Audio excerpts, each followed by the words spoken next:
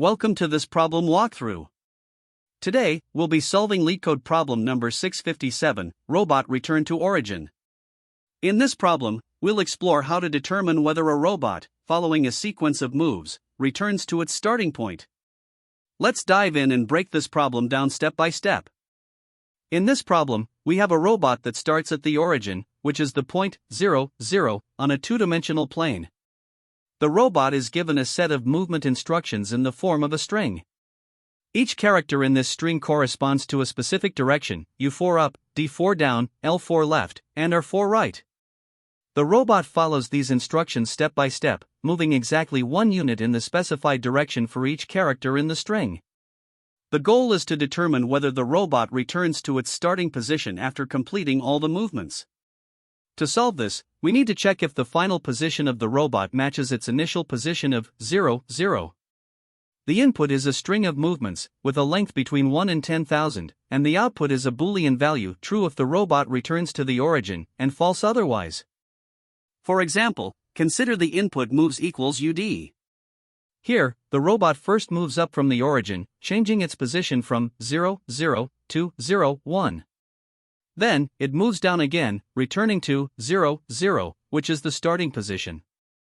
Since the robot ends up back at the origin, the output is true. Another example is moves equals LL. In this case, the robot moves left twice, first going from 0, 0 to -1, 0, and then to -2, 0. Because the robot does not return to the origin, the output is false. These examples demonstrate how we determine whether the robot's final position matches its initial position.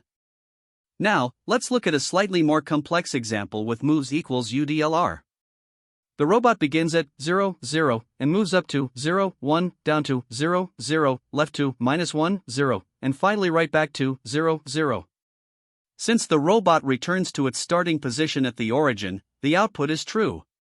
This example illustrates how multiple movements in different directions can still result in the robot returning to the origin if the movements are balanced. The key is to track the robot's position carefully and check whether it ends at 0, 0.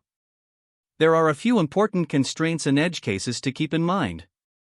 First, the length of the moves string is guaranteed to be between 1 and 10,000, and the string will only contain the characters U, D, L, and R. The robot's movements are confined to integer coordinates on a 2D plane, so every movement is discrete. Efficient handling of large inputs is critical, especially for input strings close to the maximum length. Let's consider some edge cases. If the input is moves equals U, the output is false because a single move cannot bring the robot back to the origin. For a longer imbalanced sequence like moves equals UUUDDDRRRLLL, the robot returns to the origin, so the output is true. On the other hand, an unbalanced sequence such as moves equals UUUUDDD results in the robot ending up one step away from the origin, giving an output of false. Finally, for very large inputs like moves equals UL*5000, the solution must be efficient enough to handle repeated patterns without performance issues. These considerations are essential for designing a robust solution. To solve the problem, let's consider two primary approaches. The first is a brute force method where we simulate the robot's movement step by step. Starting from the origin, we process each instruction in the string. U increases the y coordinate, D decreases it, L decreases the x coordinate, and R increases it. Once all instructions are processed, the robot's return to the origin can be verified by checking if both coordinates are back to 0, 0. This approach is straightforward, with a time complexity of O(n), as we iterate through the string once, and a space complexity of O(1), since only two variables are needed to track the position. However, while simple, it may be unnecessarily detailed because it focuses on every movement rather than the net effect. This brings us to the optimized approach, where instead of tracking the robot's position step by step, we count the occurrences of each movement direction. Vertical movements cancel out when the number of U steps equals the number of D steps, and horizontal movements cancel out when L equals R. By focusing on these balances, we can solve the problem more efficiently. In the optimized approach, the key is to count the frequency of each movement and check whether the conditions count U == count D and count L == count R are satisfied. If both conditions hold true, the robot returns to the origin. This counting process has a time complexity of O(n), since we traverse the string once, and a space complexity of O(1) when using variables to store the counts. This makes the approach not only efficient but also easier to implement and understand. Another alternative is to use a hash map or dictionary structure to count the frequencies of movements. While functionally equivalent to the optimized approach, this method can introduce unnecessary computational overhead because a hash map is more complex than using simple variables. Given these options, the optimized approach of counting movements directly is the best choice. It's the simplest, most efficient solution, avoiding the need for simulation or additional data structures, and it handles even long input strings effectively. The core insight that simplifies the problem is realizing that the robot only returns to the origin if the net vertical and horizontal movements are zero. This eliminates the need to trace the robot's exact path, allowing us to focus solely on counting movements. By tracking the frequency of each instruction, we can determine the result with minimal computation. Comparing the different approaches, the brute force simulation method, while intuitive, is less efficient because it involves unnecessary step-by-step tracking. The hash map alternative, though feasible, adds complexity without any functional advantage over the optimized approach. The chosen strategy, counting movements directly, strikes the ideal balance between clarity, simplicity, and efficiency. It's computationally lightweight, easy to implement, and scalable for larger inputs, making it the most practical solution to the problem. To solve this problem, we need to simulate the movement of a robot that follows a series of directional commands. The robot starts at the origin, represented by the coordinates 0, 0, on a 2D Cartesian plane. The commands are given as a string containing the characters U, D, L, and R, which correspond to moving up, down, left, and right, respectively.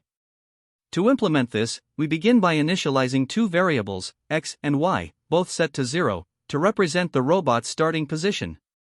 As we iterate through the command string, each character will correspond to a specific movement.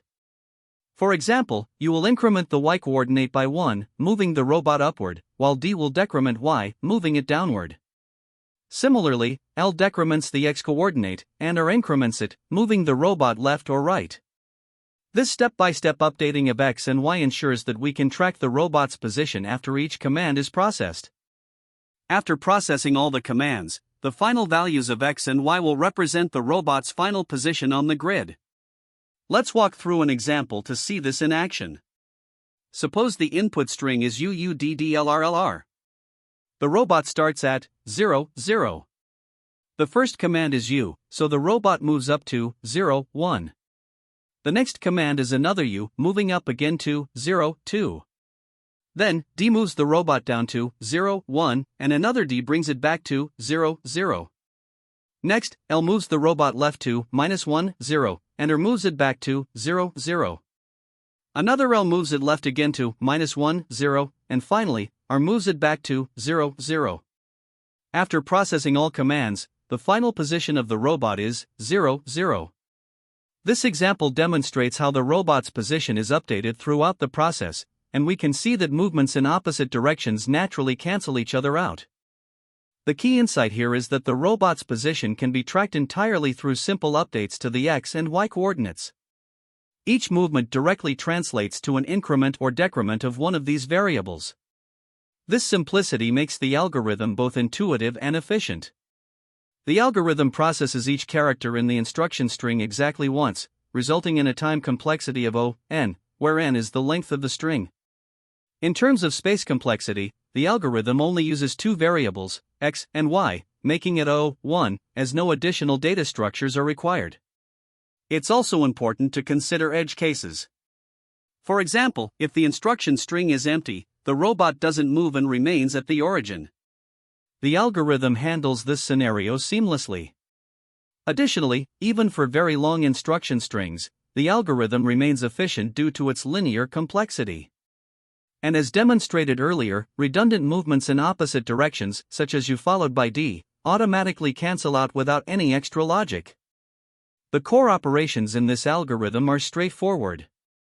Each movement command, U, D, L, or R, is processed in constant time using a simple if-elif structure.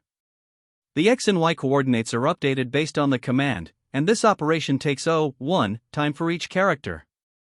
Once all commands are processed, the robot's final position is simply the cumulative effect of these updates, which is returned in O1 time. Here's the pseudocode to summarize the algorithm. We initialize x and y to 0.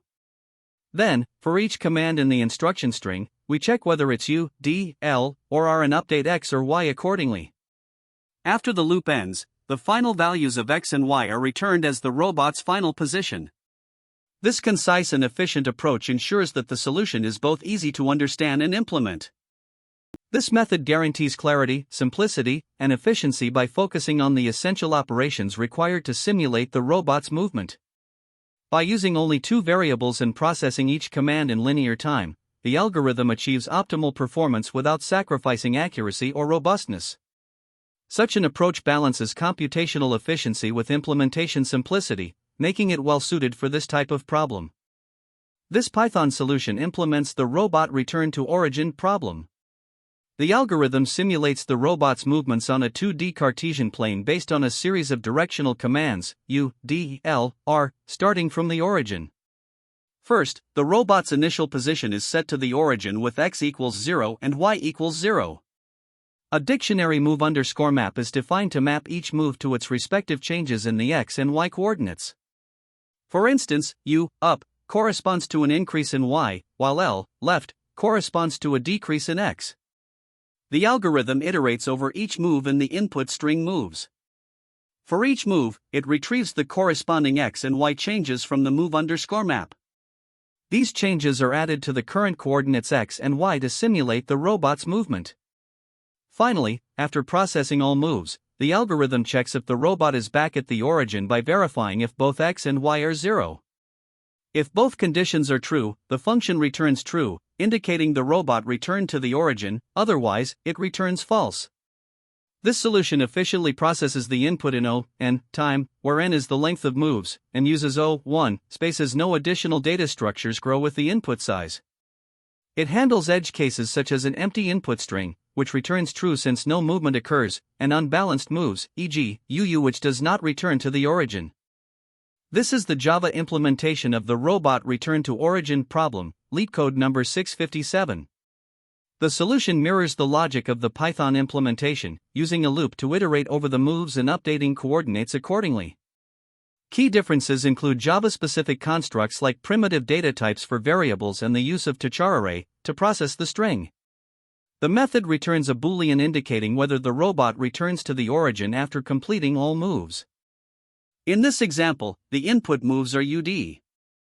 We start by initializing the coordinates of the robot at the origin, so x and y are both 0. We'll also define the movement mapping. Moving up increases the y coordinate by 1, moving down decreases the y coordinate by 1, moving left decreases the x coordinate by 1, and moving right increases the x coordinate by 1. Now, for the first move, which is u, we use the movement map to determine that dx is 0 and dy is 1. Updating the coordinates, x remains 0 while y becomes 1, resulting in the new position, 0, 1. For the second move, dx is 0 and dy is -1. Updating again, x stays at 0, and y returns to 0, bringing the robot back to the origin at 0, 0. After processing all moves, we check the final position. The coordinates are x, y equals 0, 0, which is the origin. Therefore, we return true. Next, consider the second example where the input moves are LLRR. Again, we start with x and y initialized to 0, and the movement mapping remains the same. For the first move, L, we find from the mapping that dx is -1 and dy is 0. Updating the coordinates, x becomes -1 while y remains 0, resulting in the position, -1, 0. The second move is another L, which again has dx as -1 and dy is 0. This time, x decreases further to -2 while y stays at 0, resulting in the new position, -2, 0. For the third move, R, dx is 1 and dy is 0. Adding these values, x increases to -1 while y remains 0, moving the robot to -1, 0. Finally, with the fourth move, R, dx is again 1 and dy is 0. Updating the coordinates, x becomes 0 and y stays at 0. The robot is now back at the origin, with coordinates 0, 0. Checking the final position, since it's the origin, we return true. Now, in the third example with input moves UDLR, we begin by initializing the coordinates to x equals 0 and y equals 0, with the same movement mapping as before. For the first move, dx is 0 and dy is 1. Updating the coordinates, x remains 0 while y increases to 1, resulting in the position 0, 1. For the second move, dx is 0 and dy is minus 1. Adding these values, x stays at 0 and y decreases back to 0, returning the robot to the position 0, 0. The third move is L, where dx is minus 1 and dy is 0. Updating the coordinates, x decreases to minus 1 while y remains 0, resulting in the new position, minus 1, 0. For the fourth and final move, R, dx is 1 and dy is 0. Adding these values, x increases back to 0 while y stays at 0. The robot is now at the origin again, with coordinates 0, 0.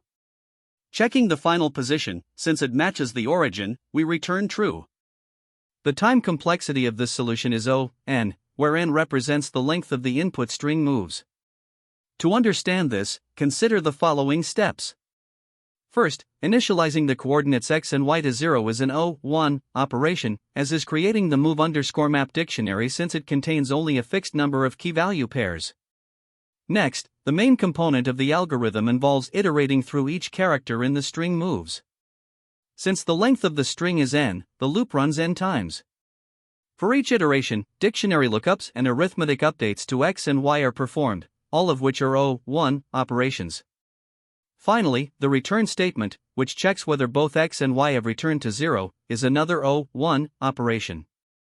Adding these up, the loop dominates the time complexity, resulting in O(n) overall. Summing up the individual contributions, it's clear that the loop's n iterations dominate, leading to a total time complexity of O(n). Now, let's analyze the space complexity. The solution requires only a fixed amount of space, making it O(1). The variables x and y, used to track the robot's coordinates, occupy constant space. Similarly, the move_map dictionary, which contains just 4 entries for the 4 possible moves, is a constant-size data structure, also O(1). Importantly, the input string moves is neither modified nor duplicated, so it does not add to the memory usage. Moreover, the algorithm does not rely on any additional data structures such as lists or stacks that would scale with the input size. Therefore, the space complexity remains constant at O(1). When considering best, average, and worst cases, the time complexity consistently remains O(n). This is because every character in the string moves must be processed, regardless of the specific sequence of moves. Similarly, the space complexity is always O(1), since the solution does not allocate any additional memory that depends on the input size. Comparing this solution to a naive approach highlights its efficiency. A less optimized solution might simulate movement on a grid or keep track of all visited positions, which would require using data structures like lists or grids. This would increase space complexity to O(n), or worse, and potentially cause higher time complexity due to additional operations for each move. In contrast, the current solution avoids these inefficiencies by directly updating coordinates and using constant space, making it optimal. To mathematically verify the big O complexity, let n represent the number of moves in the string. Each move is processed in constant time, O(1), due to the dictionary lookup and arithmetic updates to the coordinates. Since the loop executes n iterations, the total time complexity is n multiplied by O(1), which simplifies to O(n). For space complexity, no extra memory is allocated based on input size, the variables x, y, and the move_map dictionary all occupy constant space, regardless of n. Consequently, the space usage is O(1). In conclusion, this solution achieves both time and space efficiency, making it ideal for solving the problem of determining whether the robot returns to its origin. When solving the robot return to origin problem, there are some common mistakes to watch out for. First, failing to handle edge cases like an empty string or invalid instructions can cause unexpected errors. For example, if the input contains characters other than U, D, L, or R, your solution might break. Always validate the input before proceeding. Another frequent issue is misinterpreting the movement rules, such as mixing up L and R for the x coordinate or confusing U and D for the y coordinate. This can lead to incorrect calculations of the robot's position. Additionally, it's important to remember that the robot doesn't always return to the origin. Some test cases may result in unbalanced movements, and assumptions to the contrary can lead to incorrect results. Finally, simulating the robot's movement step by step for large inputs can be inefficient. For sequences with tens of thousands of moves, this approach can cause performance issues. Recognizing patterns or shortcuts is essential for optimizing your solution. Another common oversight is ignoring the concept of net displacement. Instead of simulating every step, you can simplify the problem by calculating the net changes in the x and y coordinates directly. This saves time and reduces the chance of errors during implementation. When approaching this problem in an interview, it's crucial to carefully analyze the constraints. For smaller inputs, a brute force approach may be acceptable, but for larger inputs, you'll need an optimized solution. Leveraging symmetry and cancellation is another vital trick. Movements like U and D or L and or cancel each other out, so recognizing these pairs can simplify your calculations significantly. Additionally, thinking geometrically can provide deeper insights. For instance, you can visualize the robot's movements as points on a coordinate grid, which makes it easier to conceptualize displacement or identify patterns. Always test your solution with a variety of cases, including edge cases like an empty string, a single instruction, or repetitive sequences, to ensure its robustness. The robot return to origin problem shares similarities with several other problems, making it a good foundation to build on. For example, in LeetCode 1041, Robot Bounded in Circle, you determine whether a sequence of moves keeps the robot within a bounded circle. This variation requires understanding periodic movement patterns. Another related problem is LeetCode 73, Set Matrix Zeros, which involves modifying positions within a grid, conceptually similar to tracking the robot's movements. Lastly, LeetCode 54, Spiral Matrix, deals with navigating a grid through directional movements, which shares some overlap in logic with how a robot traverses a grid. These problems expand on the idea of movement and position tracking, using similar principles in different contexts. There are multiple approaches to solving the robot return to origin problem, each with its own trade-offs. A brute force simulation involves updating the coordinates step by step for every instruction. This approach is simple to implement but can be inefficient for large input sizes, as it processes each move individually. A more efficient method is calculating the net displacement. By directly counting the occurrences of U, D, L, and R, you can determine the net change in x and y coordinates in O, N, time. This is both fast and memory efficient but requires careful handling of edge cases like empty input or invalid characters. For variations of the problem, you might consider hashing or grid tracking. Using a hash set to store visited coordinates can help detect cycles or repeated positions, which is useful in problems that ask about revisits or patterns. While this adds memory overhead, it can be invaluable for more complex scenarios. Choosing the right approach depends on the specific constraints and requirements of the problem. Great job! To summarize, we simulated the robot's movement step by step, ensuring it returned to the origin by checking its final coordinates. This problem reinforced the importance of 2D coordinate systems and simulation-based solutions. Don't forget to practice similar problems to strengthen your grasp of these concepts. Thanks for watching, and see you in the next one. That's the end of this tutorial. I hope you found this explanation helpful for understanding the solution to this LeetCode problem. If you enjoyed this content, please consider subscribing to the channel for more coding tutorials and solutions. Feel free to leave a like if this video helped you, and don't hesitate to comment with any questions you might have. Thanks for watching, and happy coding!